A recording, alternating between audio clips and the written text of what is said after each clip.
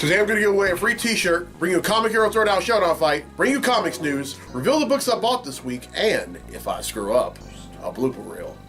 How y'all doing? I'm Victor, and you are watching the Comic Hero Show. Now kick that logo!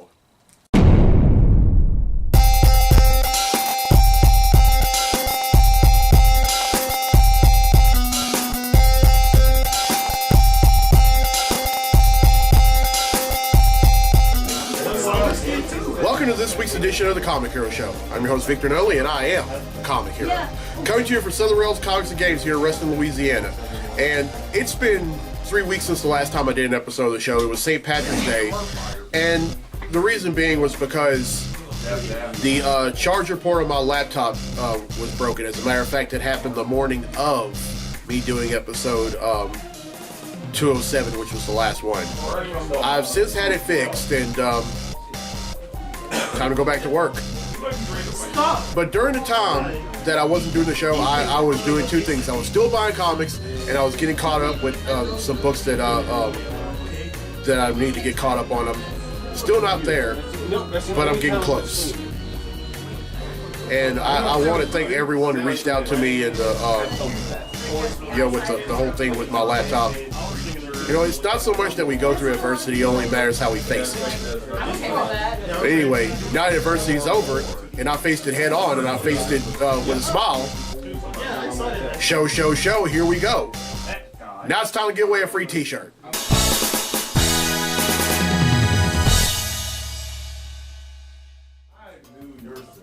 Alright, in the last episode, I asked, what is the 1982 X-Men graphic novel where they face off against Reverend William Stryker, a televangelist who believes that mutants are creations of the devil? Well, the correct answer is God Loves, Man Kills. And 3 people have answered correctly, and because they've answered correctly, their names have been entered in a drawing for a free tee, and that drawing takes place right now. So, the winner of the free tee for this week's episode of the show is...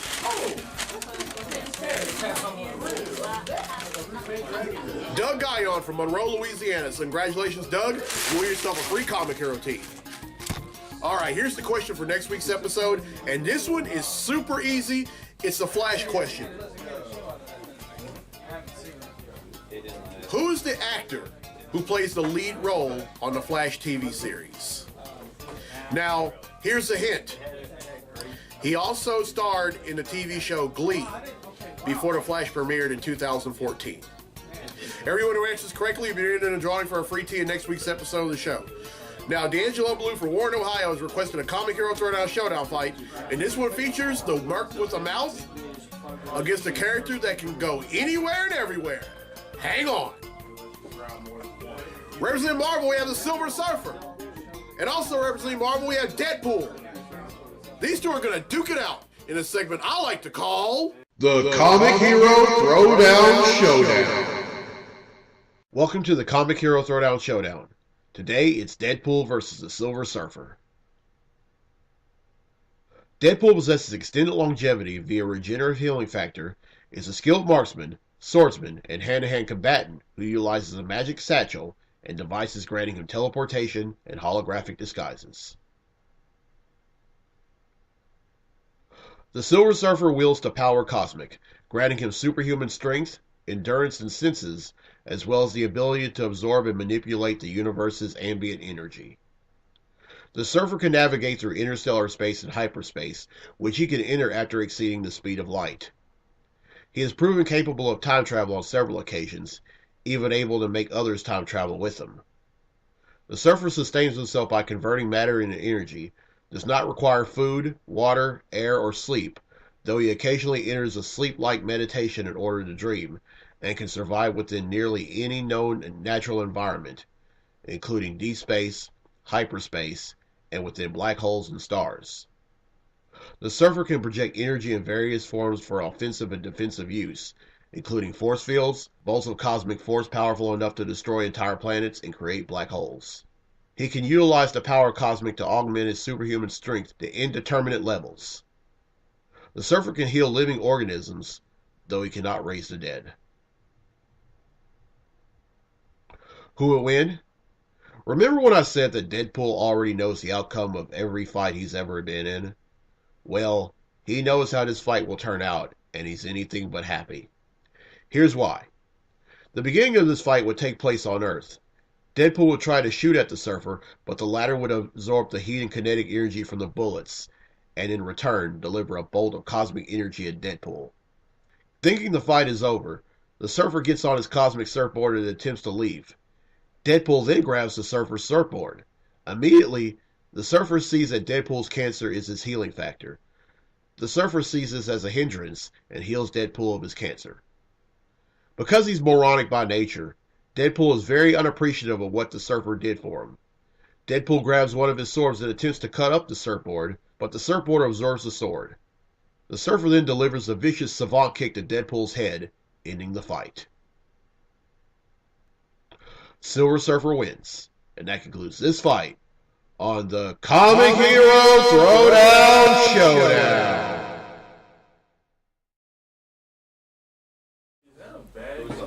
All right, I'm only going to talk about one thing in this segment of Comically Speaking, and that's the return of the Fantastic Four. Now, according to reports, they're going to pick up, the new series is going to pick up exactly where Marvel 2-in-1, The Thing and the Human Torch leave off. Now, right now, they're currently on a mission to find Reed, Sue, and the rest of the Future Foundation, who have thought to have been dead, but actually they were actually rebuilding the Marvel multiverse. And who's going to be on the book, you might ask? Well, the soon-to-be parting writer of Amazing Spider-Man, Dan Slott, and then former Guardians of the Galaxy artist Sarah Pichelli. I am so looking forward to that. I think that's going to be a great read. I mean, Dan Slott, he's been on Amazing Spider-Man for a little more than a decade, ever since he was one of the writers that was on there during the Brand New Day story arc. And he's been on there ever since, and he's about to leave after the 800th issue. And he always, like I said, he always delivers. Can't wait to see what he's going to do with the world's greatest comics magazine. And then Sarah Pichelli, she's done Spider-Man, she's done X-Men, she's done Guardians of the Galaxy. She's a young artist who, as far as I'm concerned, can do no wrong. And allow me to get on my soapbox for a minute. Now, for those of y'all that have been watching ever since I started doing the show back in 2013, y'all know that I am anything but that when the Fantastic Four book got canceled by Marvel, I was very upset about that. And the sad part is, I was upset about it. I wasn't just upset about it. I was also upset about the reason they canceled it. They canceled it all because of the lackluster Fantastic Four movie that was directed by that was poorly, and I'm saying that poorly, capital P, capital O, capital O, capital R, capital L, capital Y, directed by Josh Trank. But yeah, that movie sucked. But at the same time, you can't just cancel the book just because the movie sucks. Because you're hurting fans like me that have been reading the book for a very long time. But I'm glad they're back. But I'm just gonna have to go say it. The book shouldn't have been canceled in the first place. 4-3. And really pleased that it's back. If you're Josh Trank and you're watching this, I don't care.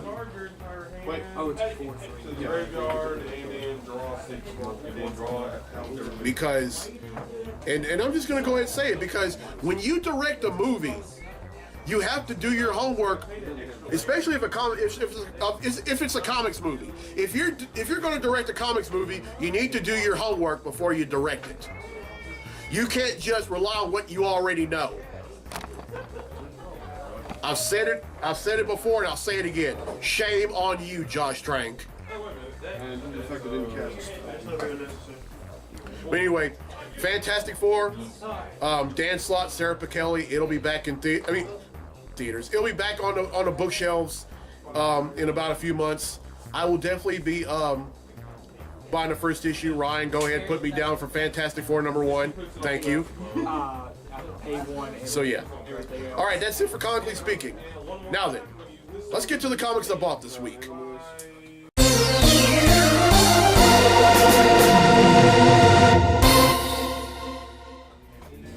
All right, well, I hope you enjoyed that fight. If you have fight requests for future episodes, contact info is down there. All right, then, it's time for Comically Speaking, so without further ado, let's talk comics! Comic books I bought this week.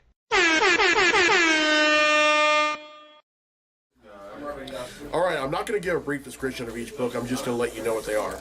First up is The Amazing Spider-Man number 798.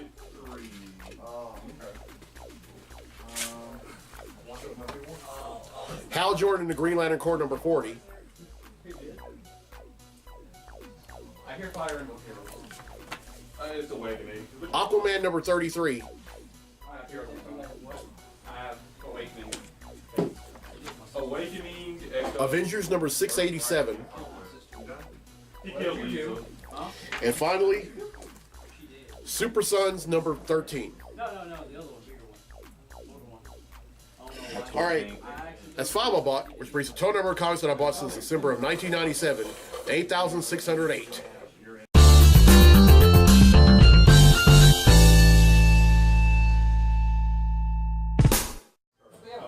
All right, well, I hope you enjoyed this week's episode. And here's a question again for a free tee for next week's episode of the show. Which actor plays the lead role on the current Flash TV series? Now, here's the hint. Before he started on The Flash, he played the role of Sebastian on the hit Fox show Glee. Everyone who answers correctly will be entered in the drawing for a free tee in next week's episode of the show. And congratulations to Doug Guyon from Monroe, Louisiana, who won a free tee in this week's episode. All right, it's birthday time here on the Comic Hero Show, and happy birthday to Catherine Evans, Chet Benner, Morgan Wyatt, Nathan Mumphrey, Crystal Stassen, Shonda McDaniel, Anethea Jones, Lavert Washington, Crystal Abbott, Karen McKinney, Chastity Burns, Brittany Patrick, Crystal Graham, Sabrina Ruffin, and Devondrick Tesino. And you know, it feels so good to finally do the show again. And I want to thank the fine folks over at Gorilla Tech and Repair in Minden, Louisiana for fixing my laptop. Y'all did a wonderful job, and if I ever need any kind of repairs, whether it be my computer or my Fire tablet, I'll definitely come to y'all again. Here's the road ahead for the show. Next week is going to be a very special episode of the Comic Hero Show. It's not just going to be episode 209. It's also going to be it's going to be the week that the 1000th issue of Action Comics comes out. And with that being said, I'm going to be wearing a Superman themed Comic Hero tee, and who knows? I may even wear a cape. Hey, didn't I say in episode 207?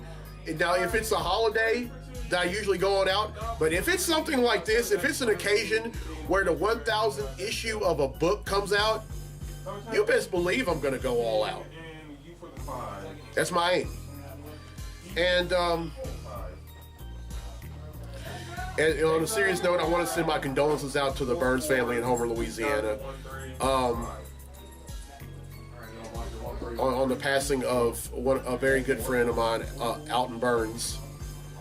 You know, I say this a lot to a lot of people who are grieving the loss of a loved one, but to be absent from the body is to be present with the Lord, and I know he's with the Lord. I mean, he did so much, not just for his family, but for the city of Homer and Claiborne Parish as a whole. And I know he's smiling down at each and every one of y'all. So just keep your heads up. We'll all see him one day. Rest in love, Alton. We love you. All right, I'm Victor Nolly on the Comic Hero. I'll see you next week for episode 209 back here at Southern Realms Comics and Games. So until then, be safe, be blessed, be a hero.